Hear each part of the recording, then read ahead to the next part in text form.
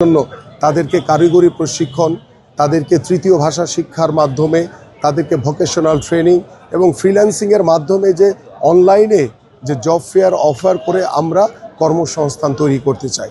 ঠিক এইভাবে আমাদের এলাকার আরও অন্যান্য যে বিষয়গুলো রয়েছে, যেগুলো মৌলিক চাহিদা, যেমন গ্যাসের সমস্যা রয়েছে, আমাদের পানির সমস্যা রয়েছে, এই যে মৌলিক যে সমস্যাগুলো রয়েছে, এবং এখানে দেখা গেছে যে দীর্ঘদিন ধরে এই গ্যাসের লাইনগুলো ছিল, অনেক সময় মাটির নিচে এগুলো ত্রুটিপূর্ণ অবস্থায় রয়েছে।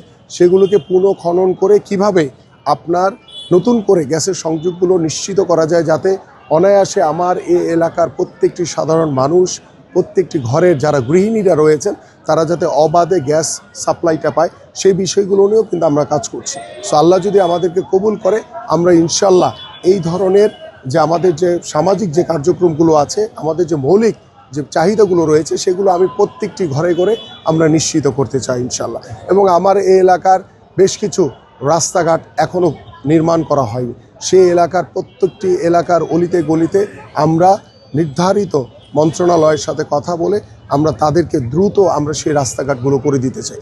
এইভাবে আমরা আমাদের আগামীর পরিকল্পনা করেছি। অনেকেই মনে করতে পারে বিএনপি হয়তো বা প্রতিশ্রুতি দিচ্ছে।